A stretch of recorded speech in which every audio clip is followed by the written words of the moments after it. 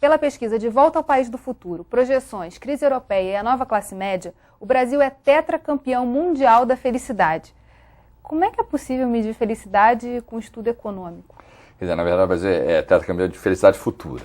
Futura, exatamente. E isso que tem que ser definido também. Tem que ser definido. É o país do futuro, né, como foi apelidado pelo Zweig há 70 anos atrás, ou seja, uma característica antiga nossa, tá no... Né? É o seguinte, é muito simples.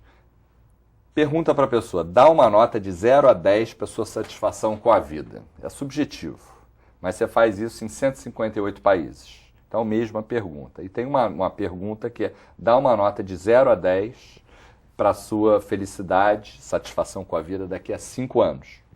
E aí o Brasil, 4 vezes a gente fez esse levantamento, e das 4 vezes o Brasil é que tem a maior nota, a nota média de 0 a 10 é 8,6, é uma média, né, muito alta. Eu acho que isso me ajudou a entender esses dados, é um dado subjetivo, ele não substitui nada, obviamente tem a renda, tem a desigualdade, tem a escola, coisas objetivas. Mas o que está na cabeça do brasileiro? E isso me ajudou a entender um pouco do espírito da Brasil, o que é ser brasileiro, né? Brasileiro é o brasileiro profissão esperança, aquele cara que... Vê a vida melhor no futuro. Vê a vida melhor no futuro, isso talvez ajude a explicar por que a gente não faz reformas, por que a gente poupa pouco, por que a taxa de juros no Brasil é tão alta, que senão a gente desconta o futuro para hoje. Ajudam a explicar características do Brasil, mas nos ajuda a entender o espírito do brasileiro. O brasileiro é otimista, ele vai lá, tem uma crise, ele não entra em depressão por causa da crise. E com isso, talvez ele não faça o dever de casa que deveria fazer se ele estivesse mais preocupado, mas por outro ele não se deixa abater. Acho que ele sabe bem, o brasileiro, que o que ele vai levar da vida é a vida que ele está levando. E eu acho que ele se adapta bem a esse espírito. Mas como é que a gente usa essas características que são positivas, né, a longo prazo para poder mudar o hoje, assim, criar um futuro melhor de fato? Porque, na verdade... Porque a gente tem um futuro melhor por direito, porque somos brasileiros, mas... Porque, na verdade, o que a pesquisa mostra é uma certa contradição em termos, que é o seguinte, pede para o Brasil dar uma nota para a vida dele. A nota é 8,6, em média. Agora, pede para cada brasileiro avaliar o país daqui a 5 anos. A nota é muito menor. Então, tem uma certa... Quer dizer, o brasileiro, ele acha que... Como é que todos podem achar? Nem todos podem ser melhor do que a média. Tem uma contradição. Mas tem o que é individualista aí, né? Ele é individualista, a gente não pensa no coletivo, talvez seja um pouco, olhando pelo lado negativo, um pouco da lei de Gerson, a gente quer levar vantagem em tudo. E se a gente analisar os grandes problemas brasileiros, inflação, falta de democracia, inflação, desigualdade, informalidade, criminalidade, corrupção, vários e vários problemas, eles são problemas coletivos. Só que a boa notícia é que ele está avançando nisso. Então, quer dizer, eu diria que isso não é uma qualidade, é uma característica. Agora, se a gente quiser entender o brasileiro, você não pode ser assim, o brasileiro é isso, é aquilo. Não, pergunta para ele, como é que está a tua vida? E aí o brasileiro é esse sujeito que dá uma nota muito grande para a vida dele. Eu, como sou brasileiro, eu detestaria morar num país onde as pessoas estão... Eu tive agora na África do Sul, senti, os dados mostram isso, mas morei lá há 30 anos e tal, que é um povo em movimento, é um povo assim que pode não dar certo, mas a gente está em movimento, a gente não está parado. Eu acho que o brasileiro é isso. O Rio de Janeiro que não estava assim, acho que voltou a ser. Porque o Rio de Janeiro, apesar dessa imagem que a gente tem do Rio como uma cidade de jovens bronzeados... Sempre foi muito crítico com ele mesmo, né? Foi muito crítico, porque na verdade o Rio não é uma cidade de jovens bronzeados, é uma cidade de idosos igualmente bronzeados. Nós somos um povo mais maduro, então não tem aquela imaturidade, jovialidade que o brasileiro tem.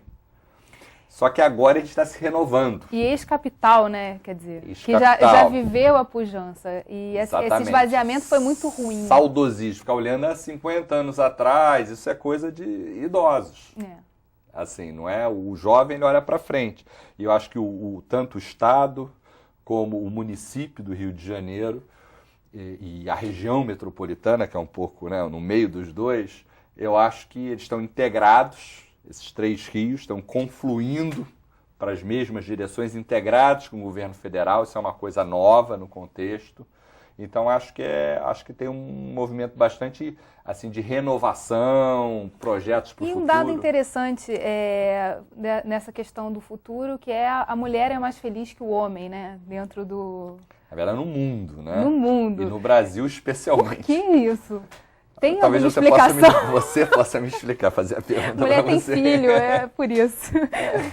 Não, eu acho que a mulher, quer dizer, na verdade, se você perguntar à mulher como é que era a sua vida 5 anos atrás, como é que é hoje e como é que você espera que seja daqui a 5 anos, no futuro e no presente, a mulher é uma nota mais alta que a do homem, principalmente no futuro, isso no mundo todo. Uhum.